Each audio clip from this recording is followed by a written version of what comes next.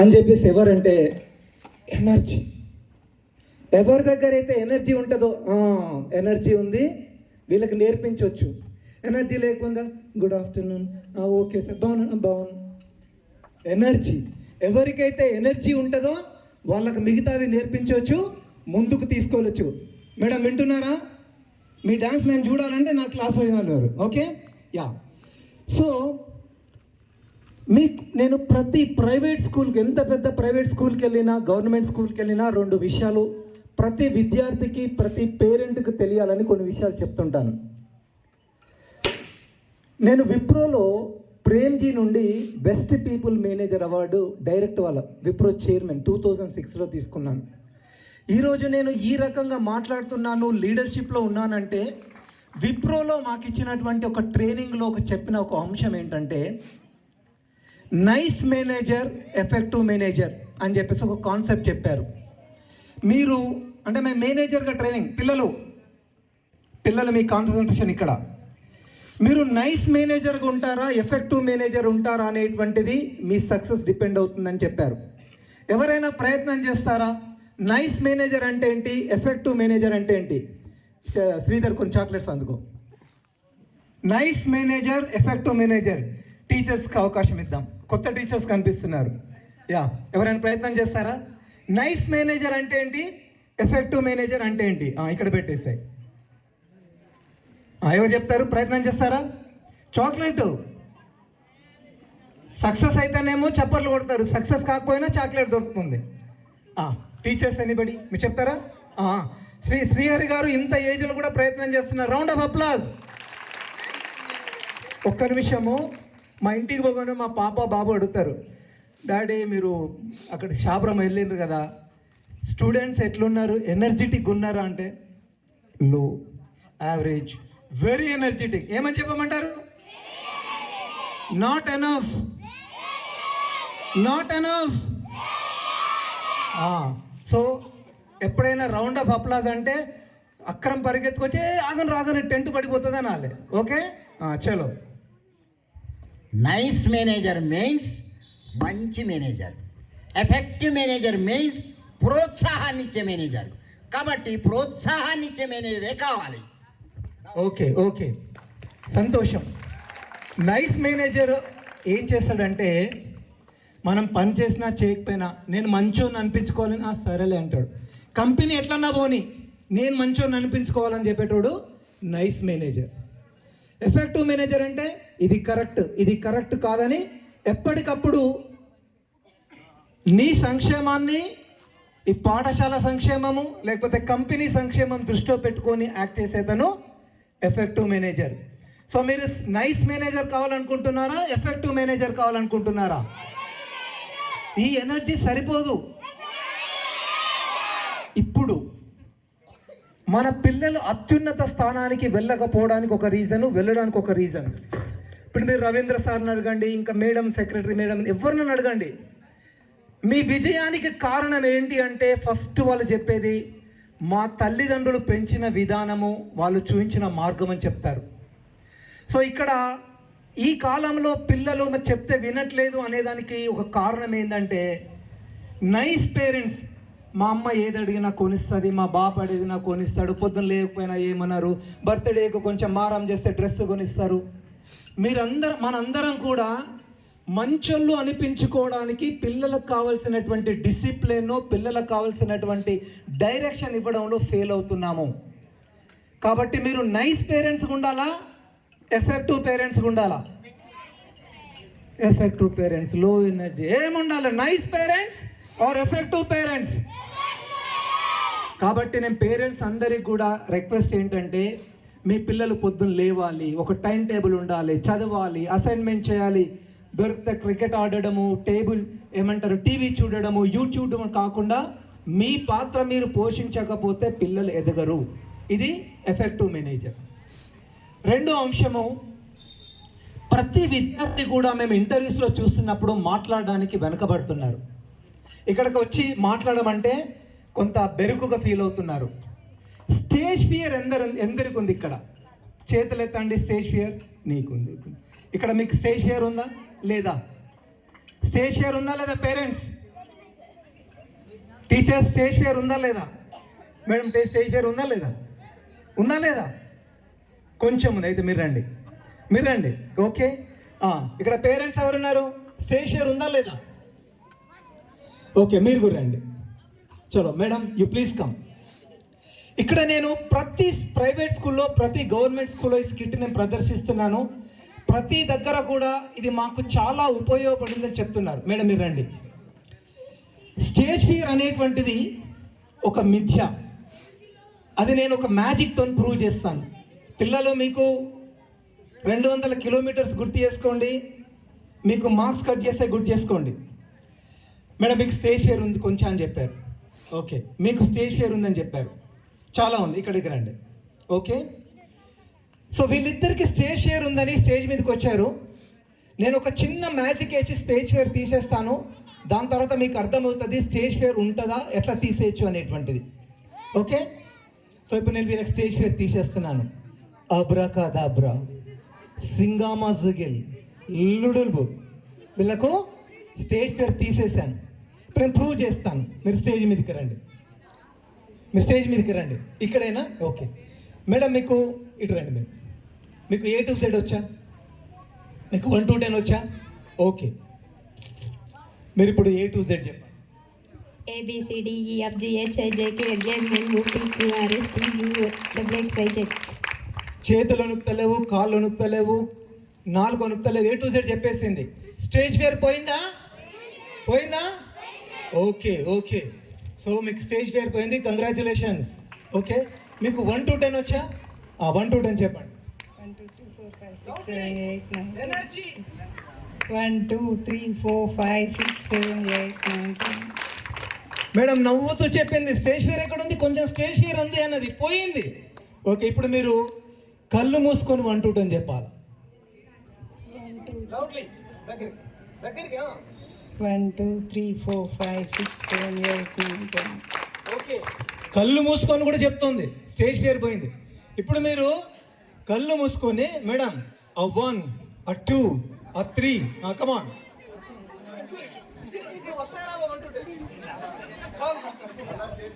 కొంచెం షైగా ఫీల్ అవుతుంది, but 1 to 10 చెప్పింది. తీసుకోండి మేడం, టేక్ దిస్. ఓకే, ఎవరైనా 1 to 10 చిట్కలేసి చెప్తారా? Anybody here, please come.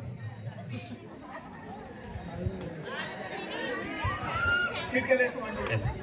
1 2 1 2 3 4 5 6 7 8 9 10. Any stage fear? Okay, దీని నుంచి మనం రాజమౌళి దీని నుంచి నేర్చుకోవాల్సింది ఏంటంటే సబ్జెక్టు మీద. ఇప్పుడు నువ్వు చెప్తావు 1 to 10, కమందా.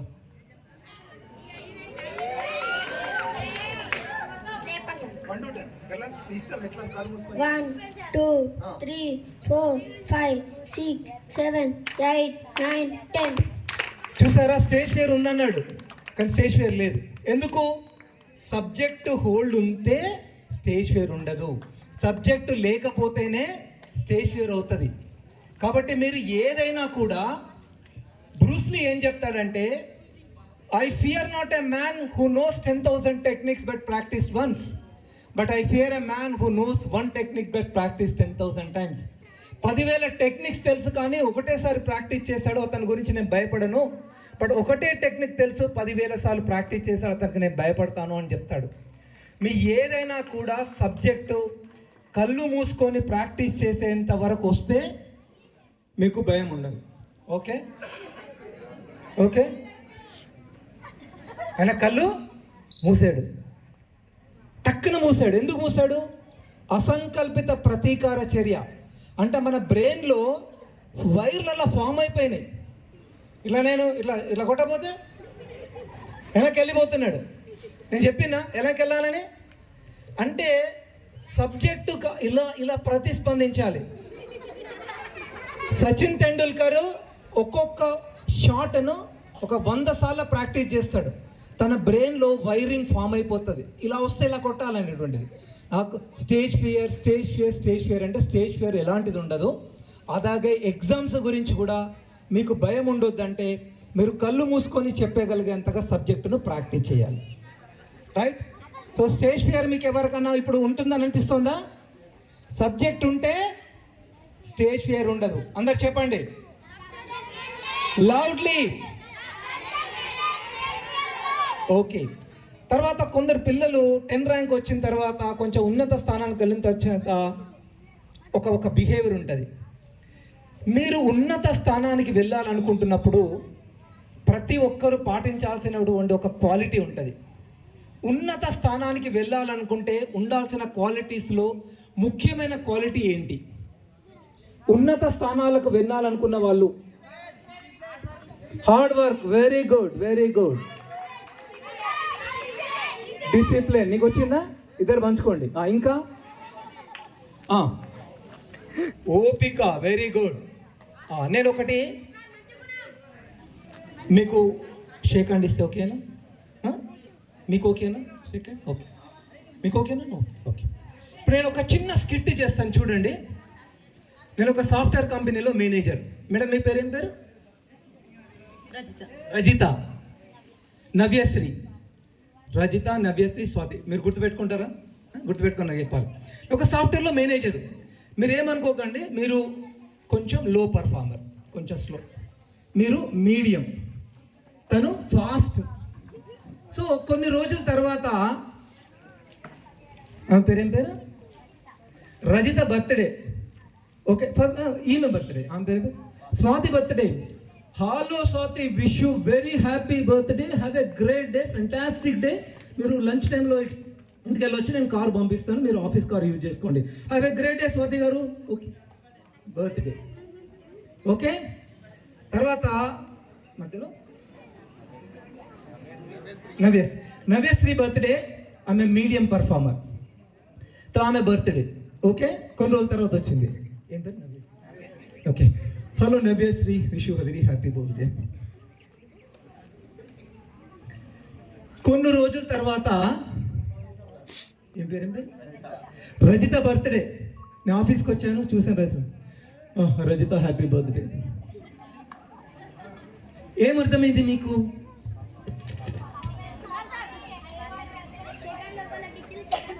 అంటే ఏంటి? ఎందుకు ఇచ్చినా ఎందుకు ఇవ్వలేదు?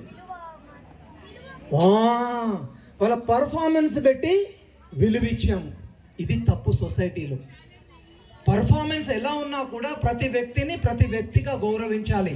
దీన్ని అన్కండిషనల్ మ్యూచువల్ రెస్పెక్ట్ అంటారు. ఏమంటారు? ఇండక్షనల్. వ్యక్తి పర్ఫార్మెన్స్ ఎలాంటిదైనా, బ్యాక్గ్రౌండ్ ఎలాంటిదైనా, తర్వాత ఆమె కలెక్టర్ అయిపోయింది అనుకో, వెళ్ళి సలాం కట్టాల్సి వస్తుంది. కాబట్టి వేసేసి ఎవరిని తక్కువ అంచనా వేయకూడదు. ప్రతి వ్యక్తిగా గౌరవించాలి, వాళ్ళ యొక్క పర్ఫార్మెన్స్ బ్యాక్గ్రౌండ్ను తీసుకోకుండా అన్నమాట. తర్వాత సో మీ ముగ్గురికి పార్టిసిపేట్ చేసినందుకు చాక్లెట్స్. ఓకే. సో చివరిగా నేను ఒక డాక్టర్ యొక్క స్పీచ్ ఈ మధ్య అటెండ్ అయ్యాను. ఎండోవాస్కులర్ సర్జన్ అని భారతదేశంలో ఒక 3 డాక్టర్స్లో ఒకరు. సో తను ఏం చెప్పాడంటే, నువ్వు జీవితంలో ముందుకెళ్ళాలంటే ఒక గైడెన్స్ తల్లిదండ్రులు వినాలనేటువంటిది ఒకటి చెప్పాడు. దానికి ఉన్నటువంటి సూక్తి ఏముందో చెప్తారా మీరు ఎవరైనా? తల్లిదండ్రులకు సంబంధించినటువంటి ఒక సూక్తి ఉంది. తల్లిదండ్రులను దైవంగా భావించాలని ఒక సూక్తి ఉంది. మాతృ పితృదేవోభవ, ఆచార్య దేవోభవ, అతిథి దేవోభవ. ఇది మీరందరూ పాటిస్తే పెద్ద స్థాయికి వెళ్తారు. అయితే ఇక్కడ మనము స్టేజ్ ఫియర్ ఉండకూడదు, కాన్ఫిడెన్స్ ఉండాలి అంటే ఏం చేయాలి?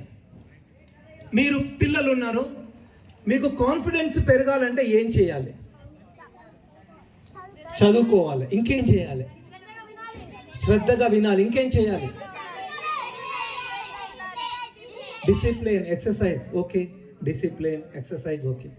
అయితే మేము కార్పొరేట్ వరల్డ్లో ఏం చెప్తామంటే, నీకు నాలెడ్జ్ వచ్చినప్పుడు, నువ్వు మిగతా వాళ్ళకు బోధించినప్పుడే నీ నాలెడ్జ్ డెవలప్ అవుతుంది. మీ ఇంట్లో టీవీ ఉందా? మొబైల్ ఉందా? బైక్ ఉందా? వైట్ బోర్డు ఉందా? ఇక్కడ వైట్ బోర్డు మీ ఇంట్లో ఉందా? ఓకే. సో ప్రతి ఇంట్లో ఉండాల్సినటువంటి ఒక ఇంపార్టెంట్ సాధనము వైట్ బోర్డ్. మా ఇంట్లో ఒక ప్రాక్టీస్ ఏంటంటే ప్రతి సాటర్డే 8 o'clock మా పాప మా బాబు వచ్చేసేసి ఒక 5 నిమిషాలు ఏ సబ్జెక్టు మీద అయినా 5 నిమిషాలు మాట్లాడతారు. సో ఫస్ట్ రాణించాలంటే స్టేజ్ ఫియర్ పోవాలి. సో శ్రీనివాస్, మనము ఆ పిల్లలందరితోని చీట్స్ రాయించాం కదా, మీ ప్రతి ఇంట్లో మీ పిల్లలు ఎదగాలంటే ఫస్ట్ మీ ఇంట్లో తల్లిదండ్రులు ఉండాల్సింది వైట్ బోర్డ్. మీ ఇంట్లో ఉందా? మీ ఇంట్లో సీరియల్స్ చూస్తారా? యూట్యూబ్ చూస్తారా? క్రికెట్ చూస్తారా? కానీ ఎన్నడైనా మరి కింది క్లాస్ వాళ్ళకు క్లాసెస్ తీసుకున్నారా? తీసుకోలేదు. ఇది మీరు ఉన్నత స్థానాలకు పోవడానికి కారణం ఏంటంటే మీరు టీచింగ్ చేయకపోవడం. సో ప్రతి ఇంట్లో ఒక వైట్ బోర్డ్ ఉండాలి. ప్రతి సాటర్డే మీరు మీ తల్లిదండ్రులకు మీరు ఏం నేర్చుకున్నా మీ వారంలో అని చెప్పేసి ఒక ప్రజెంటేషన్ ఇవ్వాలి. దీని ద్వారా మీ సబ్జెక్టు పెరుగుతుంది, మీరు మాట్లాడేటువంటి కాన్ఫిడెన్స్ పెరుగుతుంది. సో నేను ప్రైమరీ స్కూల్లో కూడా ఒకటి ఇచ్చాను. తర్వాత మీ అందరూ పేరెంట్స్ కూడా ఒక వైట్ బోర్డు కొనాలని విజ్ఞప్తి చేస్తున్నాను. 840 రూపాయలు పెడితే వైట్ బోర్డు వస్తుంది. కొన్ని పెన్స్ మొత్తం 1100 రూపాయలు అయిపోయింది. ఒక సెట్టు ఒక చీటీ తీసి ఒక విద్యార్థికి ఇస్తాము. బట్ మీరు ఈ స్కూల్ మీద గౌరవం ఉన్నా, నా మీద గౌరవం ఉన్నా, మా అనుభవం మీద గౌరవం ఉన్నా, ప్రతి ఇంట్లో కూడా ఒక వైట్ బోర్డ్ తీసుకోండి. మీ పిల్లల్ని ఈ వారం ఏం జరిగిందో నాకు చెప్పండి అని ఒక 5 నిమిషాలు వినండి. మీరు మార్పును మీరే గమనిస్తారు. సో ఇప్పుడు ఒక పెద్ద ఆవిడని పిలుద్దాము. చిన్నమ్మరా, ఇక్కడ ఒక చిట్టి తీయాలి. ఒక చిట్టి తీసుడు అంతే. అందరు చెప్పాలి కొట్టాలి. ఘట్టమ్మ గారికి ఇన్వైట్ చేయండి. వైట్ బోర్డ్ తీసుకురండి ఎవరైనా. నరేష్ ఉన్నాడు ఇక్కడ. యా, ఇక్కడ ఒక చిట్టి తీయాలి. ఇలా కలిపి ఒక చిట్టిది.